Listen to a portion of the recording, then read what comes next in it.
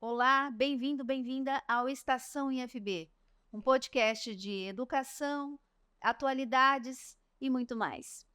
Hoje nós estamos aqui para falar sobre um tema que interessa muito para o nosso país, sobre a lei de cotas e bancas de heteroidentificação. Para falar sobre esse tema, estou aqui com dois professores, Rafael e Kaiser, mas antes eu faço minha audiodescrição.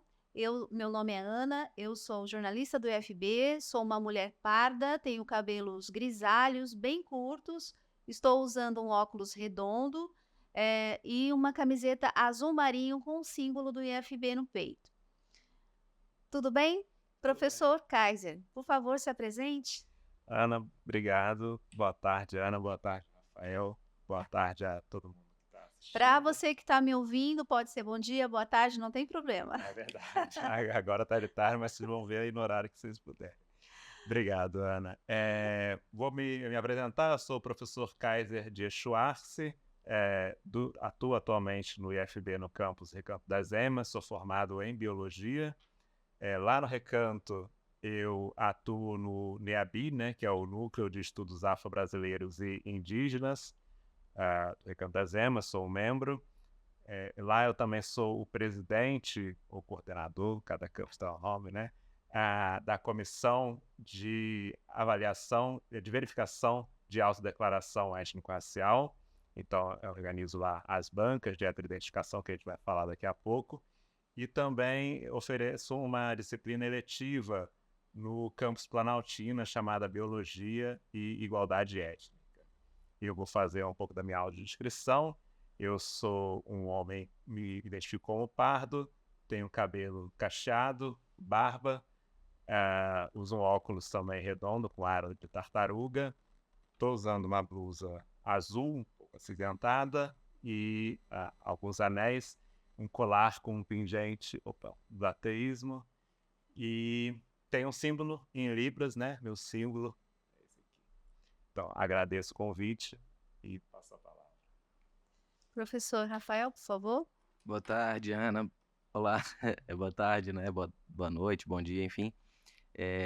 Agradeço muito o convite, é uma alegria poder estar aqui e discutir um tema que é tão importante. Quero cumprimentar meu colega Kaiser, né, e você também, e todos que vão nos assistir. Meu nome é Rafael Batista, eu sou professor do campus São Sebastião, do Instituto Federal de Brasília.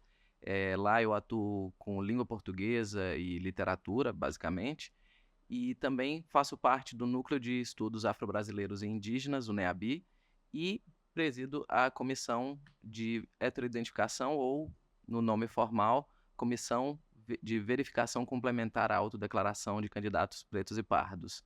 Eu sou um homem negro de pele clara, sou careca, tenho barba, bigode e grisalhos, estou usando um óculos arredondado e uma camiseta cinza. Que bom. Então, o histórico da lei de cotas, ele está completando 12 anos, né? E o IFB, ele antes mesmo foi o pioneiro aqui em Brasília na aplicação. E a primeira pergunta é necessário? A gente precisa ter uma lei que fale sobre a questão da igualdade étnico-racial? Quer responder primeiro, Rafael? Pode começar. É necessário, sim, porque nós temos até no censo de 2022, esse último, né, mostra que a maioria, a maior parcela, né, da população brasileira se identifica como pardo, né, e tem uma outra parcela como se identifica como pessoas pretas, e as duas juntas é aquilo que o IBGE considera como pessoas negras. Isso é a maioria da população brasileira, né? Mas quando a gente olha no início, lá em 2012, quando a lei foi criada, né? E antes disso, quando a gente olhava as matrículas em universidades, por exemplo, esse percentual de matriculados negros, né, pretos ou pardos, era muito menor que 50%. Então havia esse gap, né, essa diferença entre aquilo que era a sociedade brasileira e aquilo que estava sendo representado, que estava conseguindo acesso ao ensino superior. né? Aqui no IFB a gente também oferece o ensino técnico, né? E também tinha esse problema. Então as cotas eram necessárias para isso. Ainda hoje, a gente, agora vou indo para o presente, né? A gente tem uma menor quantidade de pessoas na população brasileira negras que têm formação em ensino superior. Então, ainda é necessário isso por causa dessa diferença, né? O que estava impedindo as pessoas pretas, pessoas pardas, de acessar o ensino superior e se formar? Não era uma incapacidade, era diferentes condições socioeconômicas provocadas pelo histórico de racismo que a gente tem no nosso país, e a lei de cotas veio no sentido de tanto de justiça histórica como de resolver esse problema, colocar essas pessoas para dentro do sistema de ensino para que elas conseguissem os mesmos direitos, né? Já que as condições iniciais de estudo, de ingresso, não eram igualitárias. Eu quero complementar, assim, reforçar o que o Kaiser falou, né? A lei de cotas ainda é necessária e será por algum tempo, né? Por bastante tempo. É porque nós temos um país, né, que viveu séculos de escravização, de alijamento do direito de pessoas negras, né, e que foram alijadas de todas as formas de dignidade humana, que foram sequestradas dos seus países de origem e que aqui construíram o país, né, da forma como nós temos, quer dizer, o nosso país foi erigido a partir, principalmente, né, do trabalho da população negra, e essa população teve o seu direito negado, o direito à vida digna, né, o direito à educação, o direito ao trabalho, enfim. Então, quando nós temos uma distorção, né, secular, né, uma distorção de séculos, nós precisamos de políticas que garantam o direito que foi historicamente negado, né? Nós vimos, né, assim, que a população negra no país é a maioria, quer dizer, nós somos mais de 50% da população, e somos a minoria nos cargos de dirigência, né, nos espaços de poder, nos lugares de prestígio das multinacionais, das instituições de maneira geral. Mas somos maioria, por exemplo, no sistema penitenciário, né, nas cadeias do Brasil, somos maioria nos lugares de subalternidade, somos maioria no necrotério. Então, quando nós falamos de sistema de cotas, né, de política de cotas, nós somos maioria na mortandade de jovens, né, no genocídio da juventude. Feminicídio. E em relação ao feminicídio, e no trabalho infantil. Então, nós precisamos entender a lei de cotas como um projeto de nação, né? Qual é a nação, qual é o país que nós queremos constituir, né? Qual é o país que nós estamos construindo? Para isso, a lei de cotas ainda se faz necessária, né? Para corrigir essas distorções que, de outra forma, nós levaríamos muito tempo se tivéssemos a oportunidade de ver isso acontecer, né? Sim. Eu posso complementar mais um pouco dentro dessa pergunta? E até ia complementar a pergunta para se vocês poderiam já fazer um balanço desses 12 anos, o que é que, se é a mesma coisa, 12 anos, há 12 anos e hoje em dia, se mudou alguma coisa? Tá. Como é esse cenário? Eu vou complementar o histórico, né? Só porque as pessoas, às vezes, elas têm uma ideia assim, bom, o Rafael falou da questão da escravidão, foram 300 anos de escravidão atlântica no Brasil, né? De pessoas que foram sequestradas na África, separadas de família, submetidas a condições subhumanas aqui, né? E às vezes as pessoas falam, oh, mas tem mais de 100 anos, 130 anos que foi abolida a escravidão no país, né? Por que ainda tem diferença? Não é nossa culpa, né? Não tem que ter... Então, o que acontece é que a gente, apesar da abolição da escravidão, tiveram muitas condições que continuaram subalternizando a população negra no Brasil, né? Eu botei alguns detalhes, por exemplo. Teve uma lei criada em 1837, chamada Lei de Reforma do Ensino Primário e Secundário. E lá dizia especificamente que pessoas, escravos e pretos africanos, estou citando aqui, ainda que livres ou libertos, eram proibidos de frequentar a escola pública. E essa lei, apesar de ter sido criada lá no início do século XIX, ela continuou vigente até a Constituição de 1934. Durante quase 100 anos, pessoas negras não podiam frequentar a escola, mesmo que escola pública, imagina particular, não tinha dinheiro, né? Então, não podia estudar, mesmo que liberto, né? A gente teve também, em 1850, a Lei de Terras, né?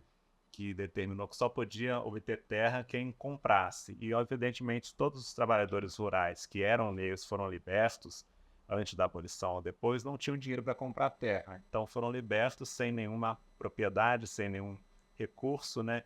E continuaram tendo que trabalhar para os seus antigos senhores numa condição subalternizada. E tem uma coisa muito interessante, que às vezes as pessoas falam, sou contra a cota, né? E teve, já durante a ditadura militar, em 1968, foi criada uma lei conhecida, né, como Lei do Boi, que era uma lei de cota, que reservava 50% das vagas em ensino técnico superior, agrícola e veterinário para filhos de proprietários rurais, né, para filhos de donos de fazendas, né, brancos, em sua esmagadora maioria. Então havia uma cota para brancos, né, e que já eram um grupo mais privilegiado no geral, né, na sociedade brasileira. Claro que a gente sabe que tem algumas exceções, pessoas brancas que são pobres, né, mas então havia uma cota oposta que a gente tem hoje, né. E me permite, Kaiser, eu tive acesso a um texto, assim, a partir de uma fala da professora Sueli Carneiro, que chama Cotistas Desagradecidos, que fala justamente disso, né, que no momento em que se põe ainda mais fortemente a política de eugenia e de embranquecimento da população brasileira após a abolição, com a chegada dos imigrantes europeus, eles vinham com garantia de terras, de animais, com isenção de impostos e com incentivo em dinheiro, inclusive, para poder se estabelecer aqui e constituir a sua dignidade, a sua vida. O que não aconteceu com a população negra, né, que foi liberta, nós tínhamos uma massa imensa já de pessoas negras já libertas, mas que não tinham as menores condições de sobrevivência, né, de vida digna.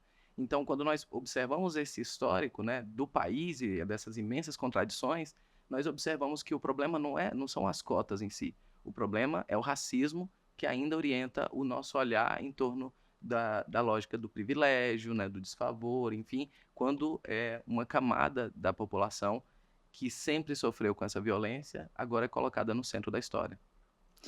Sobre a questão que você perguntou depois, desses 12 anos. O que mudou, né?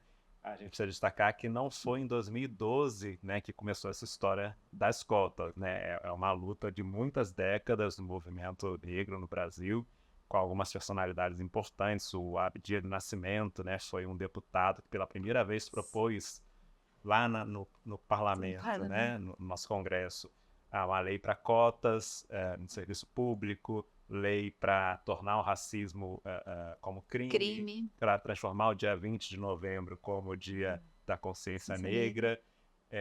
Ele não conseguiu aprovar, enquanto deputado, nenhuma dessas leis, mas a gente vê que depois elas foram sendo aprovadas, né?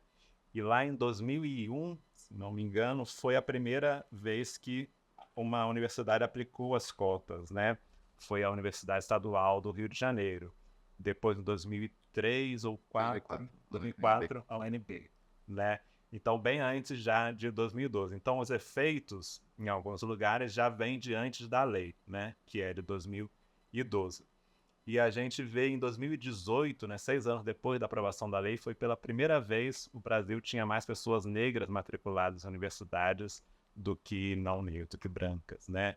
Então, precisou realmente da lei de cotas para alterar essa realidade, né? Finalmente ter uma representação equivalente àquilo que a gente tem na sociedade.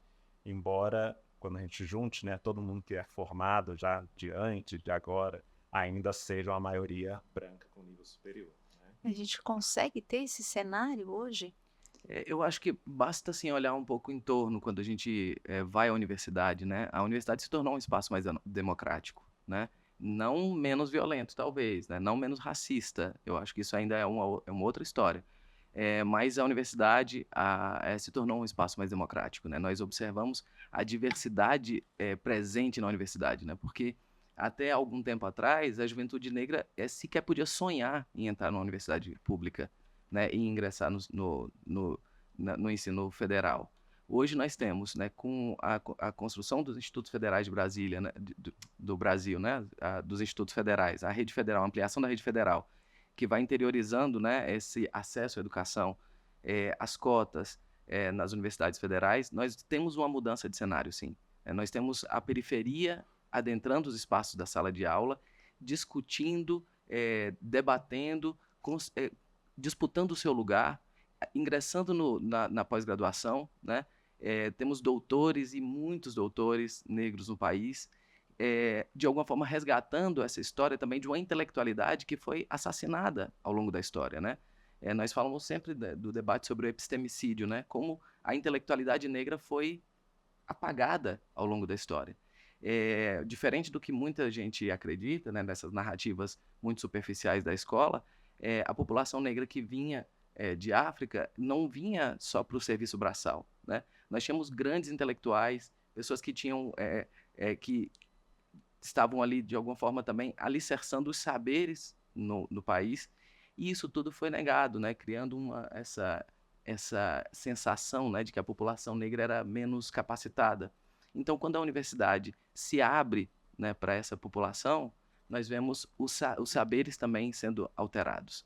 Nós vemos uma nova epistemologia também sendo constituída no resgate da ancestralidade, no resgate dos saberes indígenas também que foram apagados, e assim a gente vai constituindo um cenário diferente.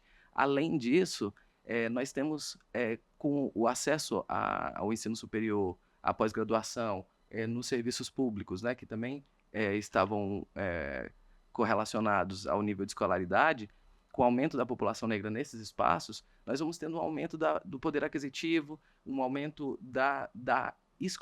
do tempo de escolaridade das pessoas, porque quanto maior o nível de escolaridade dos pais, maior dos filhos, isso é fato. A ponto de a gente hoje ter toda uma indústria, né, voltada para a população negra, porque entendeu-se também que essa população agora também compra, né, disputa e que os tem espaços, características né? específicas também, né? E para o bem e para o mal tudo isso, né? Assim. Pela riqueza da diversidade. E as cotas, né, elas são uma parte de um projeto, né, de um projeto que tenta combater o racismo no Brasil. A gente teve em 2003, né, a lei que colocou o ensino da cultura afro-brasileira nos Sim. currículos escolares. Em 2014 foi criada a lei de cotas no serviço público. Então é um conjunto de leis que vão mudando esse cenário, né? Tem muita gente que ainda fala, né? Precisa resolver, não ter cota, sim melhorar o ensino básico, né? Que é aquela história que lá, quando eu era jovem, né, entregando minha idade, o pessoal falava muito, né? Tem que fazer o bolo crescer para depois distribuir, né? Só que o Brasil espera esse bolo crescer há mais de um século, né? Quantas mais gerações, quantas mais pessoas vão ficar esperando antes de ter acesso, né? Eu diria que eternamente, porque é uma falácia você achar que vai resolver o ensino básico, resolver diferenças socioeconômicas sem ter as pessoas negras, indígenas também, participando de quem está pensando as soluções, né? Não existe isso de um grupo com mais privilégio, que nesse caso racial são os brancos, vai pensar as soluções e resolver os problemas para depois o resto da população ser inserido nas universidades, no serviço público. Não, as pessoas têm que já estar lá pensando a solução junto, né? E para quem quer saber como funciona, vamos falar um pouco sobre, no caso do IFB, que tem os seus processos seletivos técnicos para ingresso dos cursos técnicos e superiores, né? É uma situação que primeiro a pessoa precisa se autodeclarar, precisa se identificar como tal. Depois disso, tem uma outra fase que ela passa por uma banca. Então, podem explicar um pouco como funciona isso? Desde quem é que participa dessa banca? Como é que funciona no dia a dia? Vou começar então, Kaisa. As bancas de verificação, é um nome imenso, né? Banca de verificação complementar à autodeclaração de candidatos pretos e pardos, elas surgem como uma espécie de política de controle social, de controle para garantir que os sujeitos de direito, de fato, possam acessar e ser beneficiados por essa política. Então, nós chamamos de heteroidentificação porque ela é diferente da autodeclaração, quer dizer, na minha autodeclaração, eu me digo uma pessoa negra, enfim, mas o processo de heteroidentificação é para que você possa passar pela banca e que se confirme que você é lido socialmente como uma pessoa negra. Porque nós tivemos também, claro, como toda política também, uma série de problemas, né, de fraudes, e não só de fraudes, mas também de uma falta de entendimento também de quem eram os sujeitos de direito dessa lei. Então, o que acontece é que nós temos ainda uma certa dificuldade, né, porque muitos candidatos não entendem isso. É preciso que nós fortaleçamos, né, a comunicação em relação a isso, né, a necessidade dessas bancas, e que é um processo extremamente tranquilo, assim, porque nós estamos ali para garantir que as pessoas consigam, né, acessar esse direito. As bancas são constituídas, né, por pessoas que vão se debruçando sobre o tema, passam por diversas formações e que fazem uma entrevista, né, com o candidato, com a candidata. E assim nós vamos tentando minimizar esses casos em que algumas pessoas, ou por se entenderem como sujeito de direito e não são, ou por de fato quererem se beneficiar dessa lei de forma fraudulenta, né? Então, nós temos ao longo da história, né, muitos casos extremamente polêmicos, né, de pessoas que não são lidas, né, pelo grosso da população como pessoas negras e que acabaram acessando esses direitos, né? Então, a banca funciona para isso, né, para garantir que a política seja de fato implementada e que surta os efeitos necessários no futuro.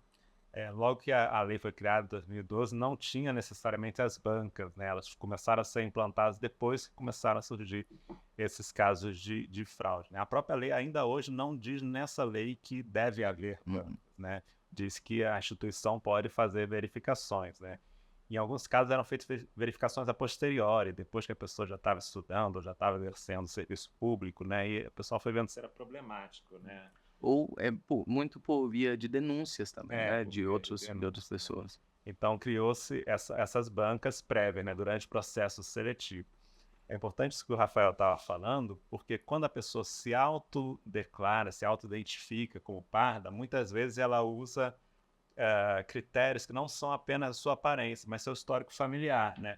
Estou numa família que as pessoas, a maioria é parda, tem um avô negro, uma tia negra, então me identifico como pardo. E essa pessoa, ela não está mentindo, né? Ela se identifica daquela forma. Só que a lei, qual é o objetivo da lei? Combater o racismo. E a gente entende que o racismo na nossa sociedade, ele vai ocorrer principalmente pelas características físicas, a gente fala de fenotípicas, né? Então essa banca vai tentar dar um olhar para aquele candidato ou candidata. Será que essa pessoa tem as características físicas que uma pessoa que não a conhece, não conhece seu histórico familiar, poderia praticar racismo contra essa pessoa? Ela é potencialmente vítima de racismo por essas características? É isso que a banca está vendo, né? É uma questão toda cultural, bem mais complexa do que simplesmente a cor da pele. Exato. E que, como o Kaiser falou, né, tem a ver com muitos fatores, né? Existia uma cultura no Brasil também de ter na certidão de nascimento, logo que a criança era registrada ali, a identidade lá como parda.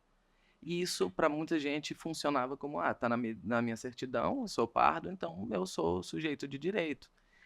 Ou por isso, né, por um pertencimento familiar, né, meu avô era negro, meu pai é negro e tal. E nós sabemos que numa família interracial, por exemplo, uma pessoa branca, ela vai ter privilégios em relação ao irmão negro.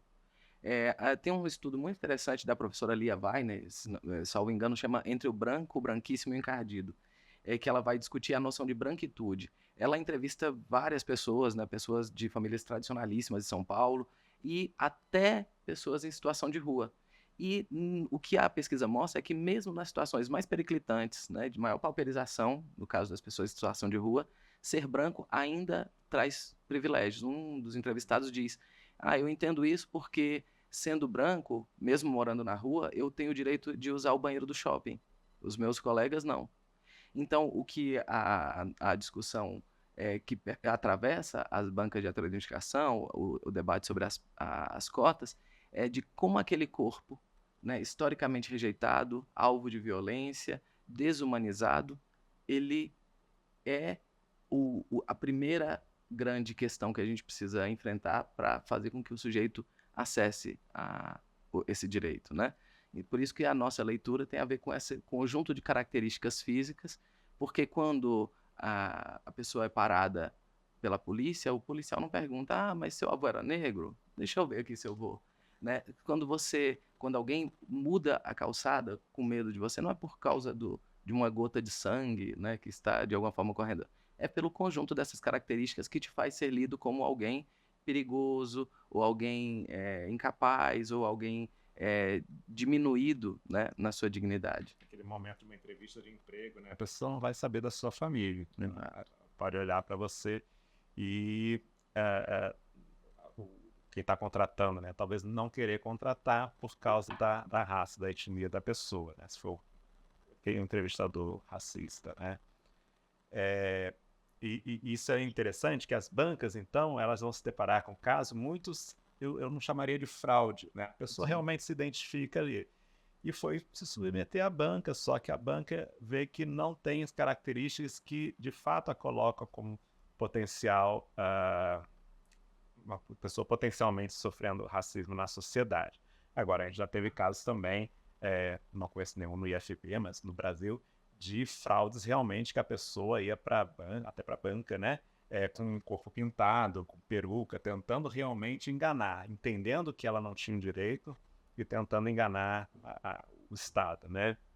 E aí isso são casos de fraude realmente passíveis até de condenação criminal. Queria começo como funciona montar uma banca, porque para que o público saiba, o IFB ele possui os seus núcleos, né, de estudos.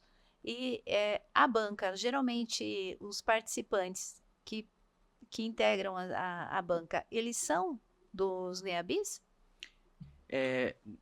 Não necessariamente, né? Assim, em vários campi nós temos uma quantidade grande de pessoas que participam do Núcleo de Estudos Afro-Brasileiros Indígenas, dos NEABIs, e também das comissões de heteroidentificação. Mas não necessariamente precisa estar em um e outro ao mesmo tempo. Há essa coincidência por conta da semelhança e também da identidade, né? Com o trabalho do interesse, né? Pelo tema. Mas o que nós temos feito ao longo do tempo, sobretudo no caso do nosso campus, mas talvez o Kaiser possa complementar, nós fazemos chamamento para os servidores, né, porque essas bancas devem ser compostas, né, por servidores da casa. Explicamos qual é o papel dessas bancas e essas pessoas, quando aceitam participar, elas passam por um processo de formação, né? Seja uma formação inicial para se integrar a esse trabalho, mas também por uma formação permanente, né? Nós participamos de formações permanentes justamente porque é um debate que precisa ser sempre revisto, repensado, discutido, refletido com muita cautela, né?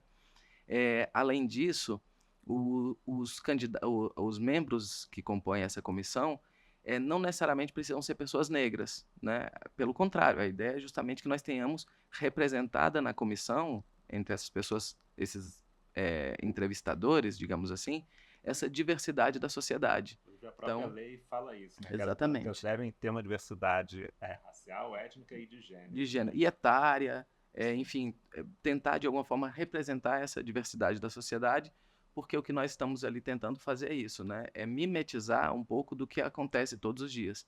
Porque embora as pessoas falem, mas é muito difícil no Brasil saber quem é negro, né? Isso é uma coisa muito complexa. Talvez seja em certa medida, mas no dia a dia nós fazemos essa leitura. Tem objetividade? Tem algumas coisas assim de critérios? Da mesma forma, lá no Recanto das Emas, a gente pede que a gente tem essa reivindicação, né? Quando o NEABI começou lá, o NEABI, novamente, o Núcleo de Estudos Afro-Brasileiros e Indígenas, começou lá em 2019, a gente falou, os membros do NEABI precisam estar na banca, porque são pessoas que estão discutindo frequentemente, né? Toda semana tem reunião do NEABI para discutir essa questão da negritude, da branquitude. Tem grupos de estudos dentro do NEABI que já estudaram lá no campo sobre lei de cotas, sobre o histórico da lei de cotas, né? Então, pessoas com esse conhecimento. Nem sempre a gente consegue que a banca toda seja pessoas do NEABI, tem pessoas de fora também, inclusive lá no Recanto das Emas, que não são do NEABI, mas que estão contribuindo já há alguns anos como membros de banca, já passaram por 2, 3 formações, então já tem conhecimento para isso.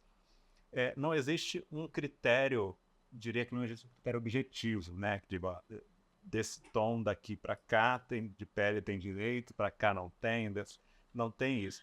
Eu acho que é por isso mesmo que existe uma banca. Porque se tivesse objetivo, a gente chegava uma pessoa só, pegava lá uma fichinha, né, e marcava e ok, você está dentro, você não está. Então a banca é justamente isso, a gente não tem um critério objetivo, a gente entende que não tem uma pessoa única capaz de definir aquilo, então toma-se uma decisão colegiada, né?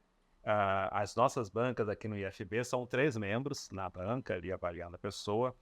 Caso a pessoa, essa banca de cada campus, né, considere a pessoa como indeferida, né, como não tendo direito à cota étnico-racial, essa pessoa tem direito a fazer um recurso, né, e ela vai ser avaliada novamente por uma outra banca, com outras pessoas, agora com 5 membros, é a banca recursal, que novamente avalia, né, e pode ratificar a decisão da primeira banca ou alterá-la e dar o direito à cota. Então, no total, são 7 pessoas que estão avaliando, justamente nessa intenção de tentar trazer esse olhar coletivo da sociedade sobre o pertencimento étnico-racial daquela pessoa, né?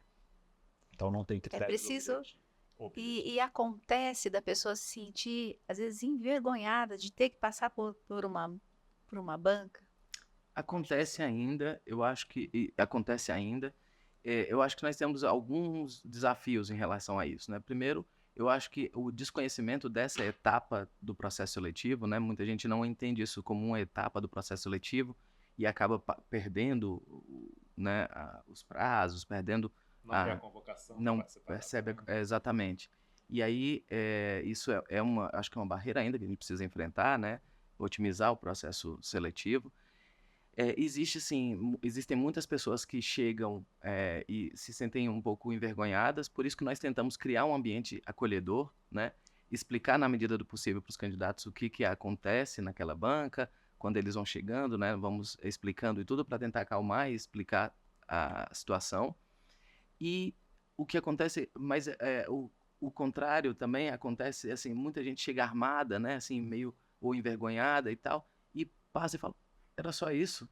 É só isso. É porque nós estamos ali para tentar acolher justamente essas pessoas que também depois, quando ingressam, elas também engrossam essa pauta, né, do que é o antirracismo, do que é o letramento racial.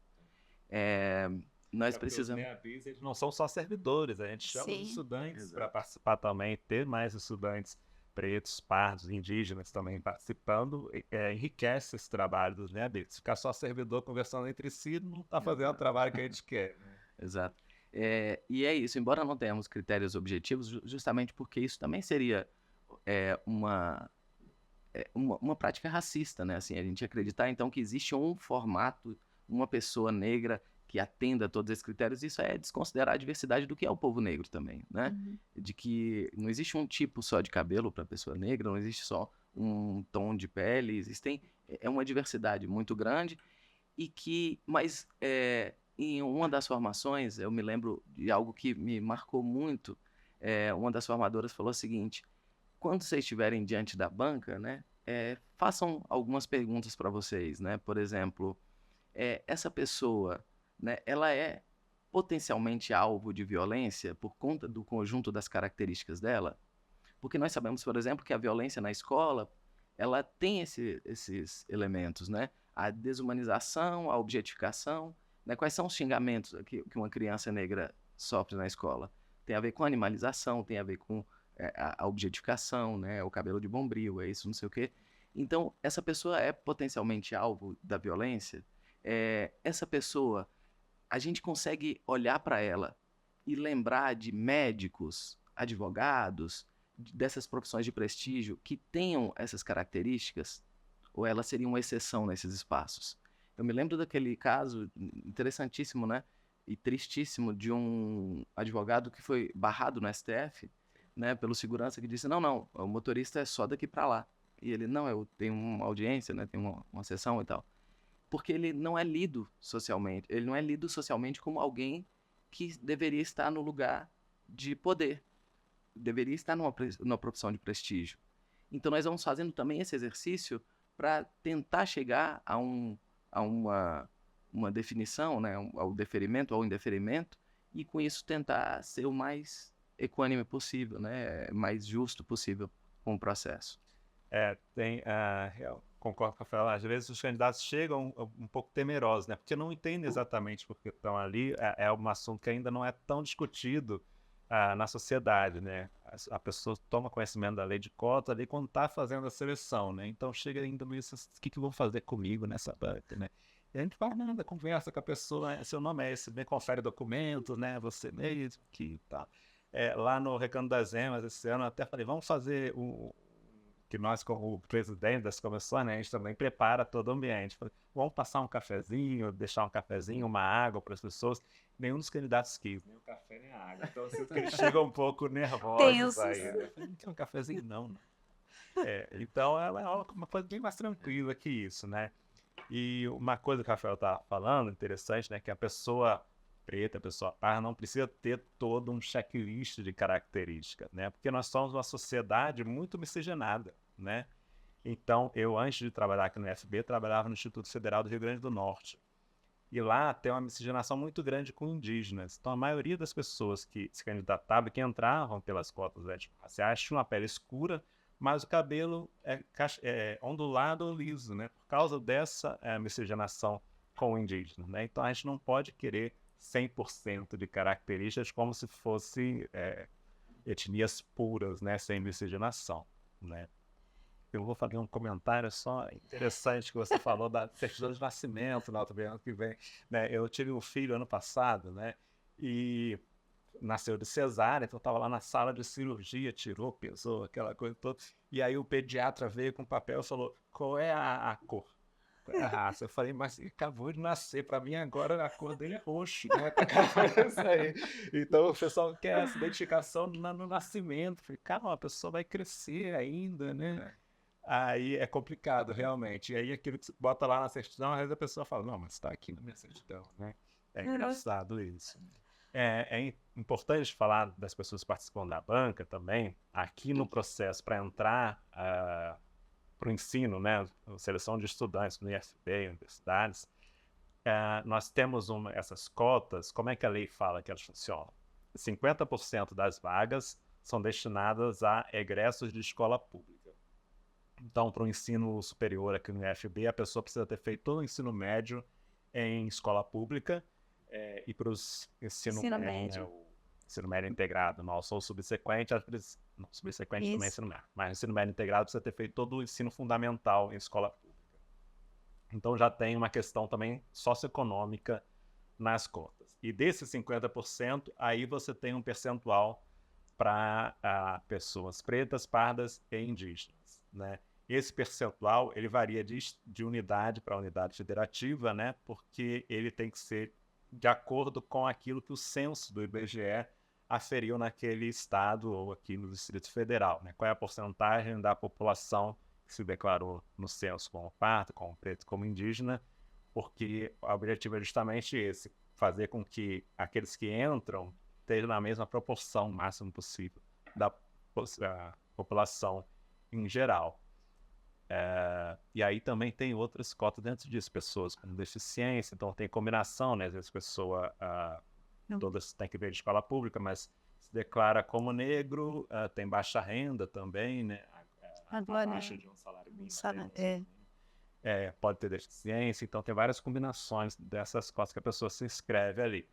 E às vezes a pessoa se declarou negro com deficiência, a banca não considerou que tinha direito à cota de negro, mas ela continua na cota para deficiência. A pessoa não vai ser eliminada, né? Se tudo aquilo que foi feito, né? A banca não confirmou o direito às cotas étnico-raciais, se não conseguiu comprovar a deficiência ou baixa renda, ainda, se estudar em escola pública, vai para a cota de escola pública. Se nem isso, ela vai concorrer pela concorrência. Isso já é uma evolução, né? É uma evolução. Então a pessoa não precisa ter medo, nossa, eu vou perder. Me candidatar e perder. Ela pode, porque tem essa questão justamente, a pessoa se identifica, mas às vezes é por questões culturais, familiares, ela não precisa ter medo, né? Ao contrário do serviço público, aí sim, para concurso público tem esse dispositivo na lei de que se a banca recusar, a pessoa realmente é eliminada. E é por isso que é tão importante esse espaço, assim, né, Ana? Essa discussão, para que ela chegue às pessoas, né, aos nossos potenciais candidatos, para que eles entendam isso, né, que essa conversa com a banca, é justamente só para referendar, né, para validar aquilo que ela já faz, né, já vive, aquilo que ela é no seu dia a dia e como ela de alguma forma também pode acrescentar para enegrecer os nossos espaços, né? E com isso, claro, reduzir se juntar a nós, né, nessa política antirracista, né, no debate sobre letramento racial, que é tão precário no país. E eu não sei como é que é lá em São Sebastião, mas, por exemplo, no Recanto das Emas é muito comum, principalmente subsequente para o EJA. A gente tem mais vagas reservadas para quem se autodeclara negro do que os candidatos que aparecem. Então, a gente precisa que mais gente tente essas vagas, né, para a gente conseguir cumprir aquilo que é o objetivo da lei, porque a gente ainda não está conseguindo isso, que as pessoas ou desconhecem ou têm medo de participar, então não tem um meio. Sim, eu espero que esse podcast ajude exatamente a desmistificar esse tema. Eu agradeço a participação de vocês, todo o esclarecimento e, por favor, deixem a mensagem de vocês a respeito do tema. Então, eu quero agradecer muito a oportunidade, né, dizer que foi um prazer dialogar, estou à disposição também, né, nós do NEABI, do Campus São Sebastião, né, mas de todo o Instituto Federal, eu acho que nós estamos à disposição para dialogar e para fortalecer, né, essa luta que é tão árdua, né. O debate sobre cotas, né, sobre bancas de heteroidentificação, elas vão... elas concorrem para um fortalecimento do que nós chamamos de letramento racial, né? Eu acho que a nossa instituição aprendeu muito com isso nos últimos anos, né? Aprendeu com a implementação das cotas, com a institucionalização das bancas, com a regulamentação dos núcleos, né? Tanto o NEABI quanto os núcleos de gênero e diversidade, os NUGEDs, para entender a importância, né, de compreender essa diversidade que nos constitui, a ponto de ser pauta, né, de um encontro pedagógico unificado, né, de um EPU, né, o debate sobre os direitos humanos. Então, falar disso é falar também sobre todos esses traumas, né, que marcam profundamente a sociedade brasileira, né, sobre o racismo, mas também sobre a negação das pessoas indígenas, sobre o espaço das mulheres, sobre as pessoas com deficiência. Tudo isso a gente ganha muito, né, quando a instituição se abre para essa discussão. Além disso, é importante se lembrar que todo esse esforço também é fruto de séculos de resistência, né? É que nós estamos aqui falando, então, de uma história que começa também quando o primeiro homem e a primeira mulher negra chegam ao Brasil, né, tentando resistir a esse processo desumanizador, violento, perverso, que gera, que geram marcas tão profundas ainda hoje. Então, quero agradecer muito a oportunidade e dizer que nós estamos à disposição para continuar trabalhando aí e construir um espaço mais democrático possível, sempre. Concordo totalmente com o Rafael, né? Então a política de cotas é importante para trazer essas pessoas, para trazer essas questões que antes ficavam fora do ambiente escolar, fora do ambiente universitário, os problemas sociais ligados à questão étnico-racial, a preconceito, a racismo. Então a lei das cotas, além de dar o acesso que as pessoas não estavam tendo, traz essas questões para dentro da instituição de ensino e permite que a gente discuta elas melhor, né? Às vezes questões que um corpo docente, um corpo estudantil todo de pessoas brancas nem sabia que existia, né? E agora a gente está podendo discutir, e isso enriquece muito do aspecto acadêmico, pedagógico, e com certeza favorece que a gente chegue a soluções para esses problemas, né? A gente ainda tem muito a avançar, né? Certamente tem coisas a serem corrigidas na lei ou outra, mas a gente já teve esse grande avanço, como o Rafael falou, fruto de uma luta de mais de século, né? Tanto pela liberdade primeiro, né? Pela abolição da escravidão, depois pelo acesso à educação, que a lei de cotas é parte disso, né? E no próprio IFB a gente já vê que aos poucos o número de pessoas, né, negras vai aumentando, né? E espero que aumente muito mais na nossa instituição. E é isso, que mais pessoas procurem, né, se inscrever pelas cotas, né? Muito obrigada para você que esteve conosco. Compartilhe esse podcast, esse videocast, e nos ajude a esclarecer cada vez mais esse tema. Nós esperamos vocês no próximo episódio e também pelas redes sociais. Até mais!